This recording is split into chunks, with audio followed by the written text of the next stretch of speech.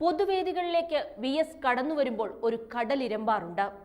കണ്ണേ കരളെ V S A എന്ന് ആ മനുഷ്യക്കടൽ തലയ്ക്കാറുണ്ട്.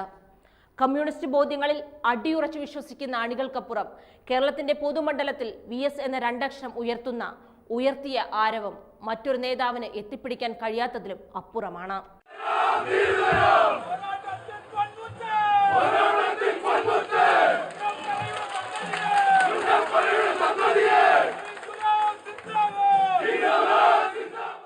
വേലിക്കകത്ത് ശങ്കരൻ അച്യുതാനന്ദൻ എന്ന് പറഞ്ഞാലും വി എസിന്റെ പെങ്ങൾ വി എ ആഴിക്കുട്ടി പറഞ്ഞ പോലെ ഞങ്ങളുടെ അച്ഛന്റെ പേര് വെന്തലത്തറ ശങ്കരൻ എന്നാണെന്നും അതിനാൽ അണ്ണന്റെ പേര് വെന്തലത്തറ ശങ്കരൻ അച്യുതാനന്ദൻ എന്നാണെന്നായാലും കേരളത്തിന് വി എസ് എന്ന രണ്ടക്ഷരം അച്യുതാനന്ദൻ എന്ന മഹാമേരുവാണ്.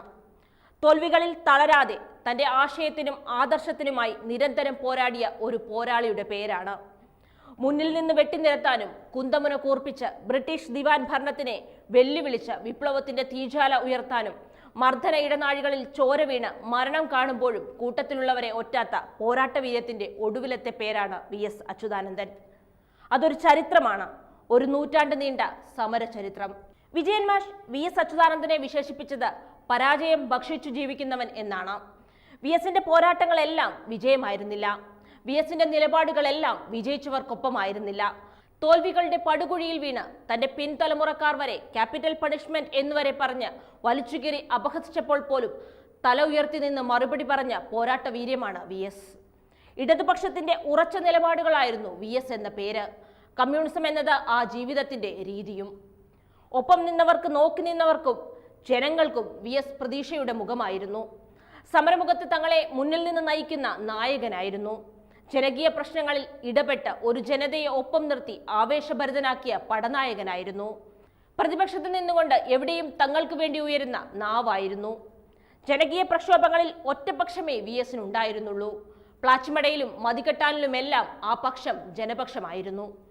വി എസ് ഉയർത്തിയ ഹരിത രാഷ്ട്രീയവും നെൽവയൽ തണ്ണീർത്തട സംരക്ഷണ നിയമത്തിലിട്ട അടിത്തറയും ഭരണാധികാരി എന്ന നിലയിൽ മറക്കാനാവാത്തതാണ്. 17-ാം വയസ്സിൽ തുടങ്ങിയ കമ്മ്യൂണിസ്റ്റ് പോരാട്ട പാരമ്പര്യം അന്ന് അവിഭക്ത കമ്മ്യൂണിസ്റ്റ് പാർട്ടിയിൽ നിന്നിറങ്ങിപ്പോന്ന 32 അംഗങ്ങളിൽ ചേർന്ന് CPIM എന്ന പാർട്ടിയുടെ രൂപീകരണത്തിലേക്ക് നീങ്ങിയപ്പോഴും പിന്നീടും അണുവിട ചോരാതെ നിന്നു.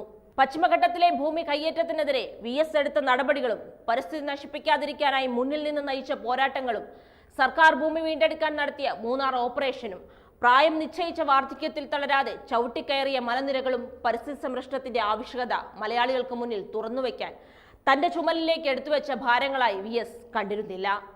തലനരക്കുകയല്ല എന്റെ വൃദ്ധത്വം, തലനരക്കാത്തതല്ല എന്റെ യുവത്വവും, കൊടിയ ദുഷ്പ്രഭുത്വത്തിൻ തിരുമുമ്പിൽ തലകുനിക്കാത്തതാണ് എന്റെ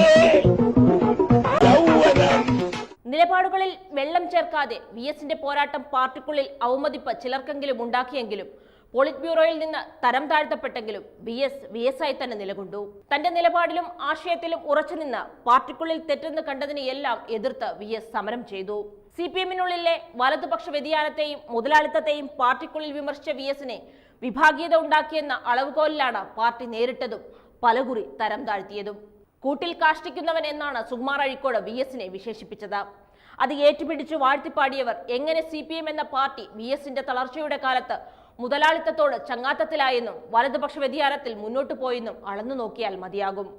ഇനി ആ ജീവിതഗാഥയിലേക്ക് പോയാൽ 1923 ഒക്ടോബർ 20-ന് വേലിക്കകത്ത് വീട്ടിൽ ശങ്കരൻ അച്യുതാനന്ദൻ തിരുവിതാംകൂർ നാട്ടുരാജ്യത്തിന്റെ ഭാഗമായ ആലപ്പുഴയിലെ പുന്നപ്രയിൽ വെന്തലത്തറ ശങ്കരന്റെയും അക്കമ്മയുടെയും മകനായി ജനിച്ചു. 4.5 വയസ്സുള്ളപ്പോൾ വസൂരി വന്ന അമ്മയെ വി എസിന് നഷ്ടമായി. 11-ാം വയസ്സിൽ അച്ഛനെയും. ദൈവവിശ്വാസത്തെക്കുറിച്ച് വി എസിനോട് ചോദിച്ചവരോട് വി എസ് പറഞ്ഞ മറുപടിക്ക് നഷ്ടപ്പെടലിന്റെ വേദനയും കണ്ണീരിന്റെ ഉപ്പും ചേർന്ന് പിന്നീട് ഇടത് കാർക്കശ്യത്തിന്റെ ഉറപ്പും ചേർന്നിട്ടുണ്ടായിരുന്നു. വസൂരി വന്ന അമ്മയെ അകലെയുള്ള ഓലപ്പുരയിലേക്ക് മാറ്റിയപ്പോഴും ഓലക്കീറിലൂടെ അമ്മയെ അവസാനമായി കണ്ടപ്പോഴും പിന്നീട് 11-ാം വയസ്സിൽ അച്ഛനെ നഷ്ടപ്പെട്ടപ്പോഴും കരഞ്ഞു വിളിച്ചിട്ടും കേൾക്കാത്ത ദൈവം പിന്നീട് അങ്ങോട്ടുണ്ടെന്ന വിശ്വാസം തനിക്കുണ്ടായിട്ടില്ലെന്ന്, പിന്നീട് താൻ പ്രാർത്ഥിച്ചിട്ടില്ല എന്ന്, ഒരു ദൈവത്തിനെയും വിളിച്ചിട്ടില്ലെന്നും വി എസ് പറയുന്നുണ്ട്. സഹോദരങ്ങൾക്ക് താങ്ങായി പഠനം 7-ൽ അവസാനിപ്പിച്ച് തയ്യൽക്കടയിലേക്ക് നീങ്ങിയ വി എസ് കമ്മ്യൂണിസ്റ്റ് ആശയങ്ങളിലേക്ക് അടുത്തു. ആലപ്പുഴയിലെ ആസ്പിൻവാൾ കയർ ഫാക്ടറിയിൽ ജോലി നോക്കവെയാണ് കമ്മ്യൂണിസ്റ്റ് പാർട്ടിയുടെ സാധാ പ്രവർത്തകനായി വി എസ് പാർട്ടി അംഗത്വമെടുക്കുന്നത്. അച്യുതാനന്ദനിലെ സംഘാടകനെ തിരിച്ചറിഞ്ഞത് കേരളത്തിലെ കമ്മ്യൂണിസ്റ്റ് നേതാക്കളിൽ തലപ്പൊക്കത്തിൽ മുന്നിലുള്ള പി കൃഷ്ണപിള്ളയാണ്. കുട്ടനാട്ടിലെ കർഷക തൊഴിലാളികളെ സംഘടിപ്പിക്കാൻ അച്യുതാനന്ദനെ അദ്ദേഹം നിയോഗിച്ചു. പിന്നീട് ആലപ്പുഴയിലെ ട്രേഡ് യൂണിയൻ പ്രവർത്തനത്തിന് നിയോഗിച്ചു. ദിവാൻ ഭരണത്തിനെതിരെ വാരിക്കുന്തമെടുത്ത് പോരാടാൻ അമ്പലപ്പുഴ ചേർത്തല താലൂക്കുകളിലെ കർഷക തൊഴിലാളികളെയും ചെത്തുതൊഴിലാളികളെയും മത്സ്യത്തൊഴിലാളികളെയും സമരമുഖത്ത് സജ്ജരാക്കിയതിൽ VS എന്ന യുവ കമ്മ്യൂണിസ്റ്റുകാരന്റെ കയ്യൊപ്പ് പതിഞ്ഞിരുന്നു. പുന്നപ്രയിലെ പ്രമാണിമാർ പൂഴ്ത്തിവെച്ച നെല്ലും തേങ്ങയും പിടിച്ചെടുത്തുകൊണ്ടാണ് ദിവാൻ ഭരണത്തിൽ റേഷൻ അട്ടിമറിച്ചതിനെതിരെ പ്രവർത്തനം തുടങ്ങിയത്. സിപിയുടെ ഭരണത്തിനെതിരായ പ്രക്ഷോഭങ്ങളുടെ അമരത്തെത്തിയ VS ജനകീയ മുന്നേറ്റമായ ഇത് മാറ്റി. പുന്നപ്ര വയലാർ പ്രക്ഷോഭത്തിന്റെ നെടുനായകത്വം 8 വർഷത്തെ ഒളിവു ജീവിതവും VSന് സമ്മാനിച്ചു. 1946 ഒക്ടോബർ 1 ദിവാൻ സർ CP അടിയന്തരാവസ്ഥ പ്രഖ്യാപിച്ചപ്പോൾ VSന്റെ വെന്തലത്തറയിലെ വീടിന്റെ കഥകിൽ രാജമുദ്ര പതിച്ചു. VS കീഴടങ്ങിയില്ലെങ്കിൽ കണ്ടുകെട്ടുമെന്ന് അറിയിച്ചു. ഒക്ടോബർ 22 പാർട്ടി നിർദ്ദേശപ്രകാരം VS കോട്ടയം പൂഞ്ഞാറിലേക്ക് പോന്നു. പുന്നപ്ര വയലാറിൽ സർ CPയുടെ പട്ടാളത്തിന്റെ കടന്നുകയറ്റവും വെടിവെപ്പും സഖാക്കളുടെ വാരിക്കുന്ത പോരാട്ടവും എല്ലാം ഉണ്ടായി. വെടിവെപ്പിന്റെ പിറ്റേ ദിവസം പൂഞ്ഞാറിൽ VS ഒളിവിൽ കഴിഞ്ഞിടത്തേക്ക് പോലീസ് എത്തുകയും വിപ്ലവ സമരത്തിന്റെ സൂത്രധാരൻ VS ആണെന്ന് പറഞ്ഞ് പിടികൂടുകയും ചെയ്തു. പിന്നീട് അങ്ങോട്ട് മൃഗീയ പോലീസ് മർദ്ദനം. ലാത്തികൊണ്ടടിച്ചും ബൂട്ടുകൊണ്ട് ചവിട്ടിയും തോക്കിന്റെ ബയണറ്റ് കാലിൽ കുത്തിയിറക്കിയും കൂടെയുള്ളവരെ ഒറ്റാൻ പോലീസ് VSനെ നിർബന്ധിച്ചു. പക്ഷെ നിങ്ങൾ തല്ലിപ്പൊട്ടിച്ചിടത്തോട്ട് ചോദിക്കൂവെന്ന കാർക്കശ്യം നിറഞ്ഞ മറുപടിയാണ് VS തിരിച്ചു നൽകിയത്. മരിച്ചെന്ന് കരുതിയാണ് ദിവാന്റെ പോലീസ് VSനെ കാട്ടിൽ തള്ളാൻ കൊണ്ടുപോയത്. ജീവനുണ്ടെന്ന് കണ്ട് പാലാ ആശുപത്രിയിൽ ഉപേക്ഷിച്ചു. ഉയർത്തെഴുന്നേറ്റ് വന്നപ്പോൾ പുന്നപ്ര വയലാർ സമരത്തിലെ പ്രതിയാക്കി വീണ്ടും അറസ്റ്റ് ചെയ്തു. SI വേലായുധൻ നാടാർ കൊലക്കേസ്, ചേർത്തല രാമൻ കൊലക്കേസ് എന്നീ കേസുകൾ തലയിൽ വെച്ചു കൊടുത്തു. 1 വർഷത്തെ തടവിനൊടുവിൽ പൂജപ്പുരയിൽ നിന്ന് പുറത്തിറങ്ങുമ്പോൾ കമ്മ്യൂണിസ്റ്റ് പാർട്ടി നിരോധിക്കപ്പെട്ടിരുന്നു. 1948-52 കാലത്ത് വീണ്ടും ഒളിവു ജീവിതം. 1952 VS communist party Alappuzha division സെക്രട്ടറിയായി തിരഞ്ഞെടുക്കപ്പെട്ടു. 54 പാർട്ടി സംസ്ഥാന കമ്മിറ്റിയിൽ അംഗമായി. 56 ആലപ്പുഴ ജില്ലാ സെക്രട്ടറിയും പാർട്ടിയുടെ സംസ്ഥാന സെക്രട്ടേറിയറ്റ് അംഗവുമായി. 1959 കമ്മ്യൂണിസ്റ്റ് പാർട്ടി ദേശീയ കൗൺസിൽ അംഗം. 1964 CPI ദേശീയ കൗൺസിലിൽ നിന്ന് ആശയപരമായ എതിർപ്പിനെ തുടർന്ന് ഇറങ്ങിപ്പോന്ന് CPM രൂപീകരിച്ച 32 കമ്മ്യൂണിസ്റ്റുകാരിൽ ഒരാളാണ് VS. പാർട്ടിയെ വളർത്താൻ ഇടതുപക്ഷ മൂല്യങ്ങളെ ഉയർത്തിപ്പിടിച്ച് VS കാർക്കശ്യത്തിന്റെ മുഖമുദ്രയായി മാറി. ഏറ്റവും കർക്കശക്കാരനായ നേതാവും പ്രക്ഷോഭകാരിയും സംഘാടകനുമായി മാറിയ VS 1980 മുതൽ 91 വരെ 3 തവണ CPMന്റെ സംസ്ഥാന സെക്രട്ടറിയായി. തിരഞ്ഞെടുപ്പ് രാഷ്ട്രീയത്തിൽ 1965 മുതൽ 2016 വരെ ഉണ്ടായിരുന്ന VS 10 തവണ മത്സരിച്ചതിൽ 7 തവണ വിജയം കണ്ടു. പാർട്ടി വിജയിക്കുമ്പോൾ VS തോറ്റും, VS വിജയിക്കുമ്പോൾ പാർട്ടി തോറ്റും. മന്ത്രിസഭയിലേക്ക് VS എത്താൻ കാലതാമസമെടുത്തു. 2006 VS അങ്ങനെ മന്ത്രിയാവാതെ മുഖ്യമന്ത്രിയായ നേതാവായി. 2006 VSനെ മത്സരിപ്പിക്കാതിരിക്കാൻ കേരള CPMൽ ചരടുവലി നടന്നിരുന്നു. ആദ്യ സ്ഥാനാർത്ഥി പട്ടികയിൽ പേരില്ലായിരുന്ന VSനെ വൻ പ്രതിഷേധത്തെ തുടർന്ന് കേന്ദ്ര നേതൃത്വം ഇടപെട്ടാണ് മത്സരിപ്പിച്ചതെന്നും ഓർക്കണം. 1996 മാരാരിക്കുളം തോൽവിയാണ് VSനെ സംസ്ഥാനത്തെ ജനപ്രിയ നേതാവാക്കിയതെന്ന് പറയാം.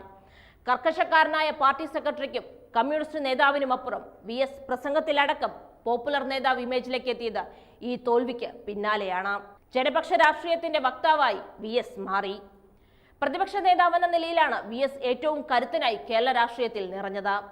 അവശ്യ ജനവിഭാഗങ്ങൾക്ക് വേണ്ടിയും കേരളത്തിന്റെ പരിസ്ഥിതിക്ക് വേണ്ടിയും VS ഒച്ചപ്പാടുണ്ടാക്കി. പാരിസ്ഥിതിക വിഷയങ്ങളെ മുഖ്യധാരാ രാഷ്ട്രീയത്തിന്റെ ഭാഗമാക്കിയതിൽ VSന്റെ പങ്ക് ചെറുതല്ല. മതികെട്ടാൻ ചോലവനങ്ങളിലേക്ക് ആ കൊള്ളയെക്കുറിച്ച് അന്വേഷിക്കാൻ കാൽവെച്ചതോടെ വിഷയം കേരളം ഏറ്റെടുക്കുകയായിരുന്നു.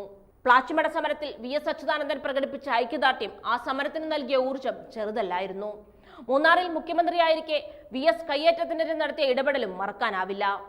പൊമ്പിളെ ഒരുമേ സമരത്തെ CPM നേരിട്ട രീതിയും MM മണിയുടെ പ്രസ്താവനയുമെല്ലാം പാർട്ടി എന്ന നിലയിൽ CPMനെ മുൾമുനയിൽ വരും കാലങ്ങളിലും നിർത്തുമ്പോൾ VS ആ സമരമുഖത്തേക്ക് കടന്നു ചെല്ലുന്ന കാഴ്ച, അവർ നൽകുന്ന സ്വീകരണവും പറയും VS പാർട്ടിക്ക് അതീതനായ ജനനേതാവായി മാറിയതെങ്ങനെയെന്ന്. ഓക്കി സമയത്ത് പിണറായി വിജയനെ രോഷത്തോടെ തടഞ്ഞ മത്സ്യത്തൊഴിലാളികൾ പാർട്ടിയെ പ്രതിസന്ധിയിലാക്കിയപ്പോൾ VS പൂന്തുറയിലേക്ക് ഇറങ്ങി. ജനങ്ങൾ തങ്ങളുടെ ആശങ്കയും വേദനയും പറയാൻ VSന് ചുറ്റും തടിച്ചുകൂടി. VS എങ്ങനെയൊക്കെയാണ് ചിലരുടെ പ്രതീക്ഷകൾക്ക് പാത്രമാവുന്നതെന്ന് ആ സ്വീകരണം കണ്ടാൽ തന്നെ അറിയാം. അതാണ് VS എന്ന ജനനായകന് കേരള ജനത മനസ്സിൽ കൊടുക്കുന്ന സ്ഥാനം. നിലപാടുകളിൽ ഉറച്ചുനിന്ന് മാർക്സിസത്തെ ഉറച്ചുപിടിച്ച് ചൂഷണത്തിന് വിധേയമാകുന്നത് എന്തോ അതിനൊപ്പം നിലകൊള്ളാനും ചൂഷകരെ പ്രതിരോധിക്കാനും VS എന്നും ശ്രമിച്ചിരുന്നു. VSന്റെ പോരാട്ടങ്ങൾ അത്രയും ചൂഷണത്തിന് ഇരയാകുന്നവർക്ക് വേണ്ടിയായിരുന്നു. അവരെ ആവേശഭരിതരാക്കി പോരാളിയാക്കാനുള്ള സമരസപ്പെടലുകളില്ലാത്ത നിരന്തര പോരാട്ടമാണ് VS എന്ന രണ്ടക്ഷരം.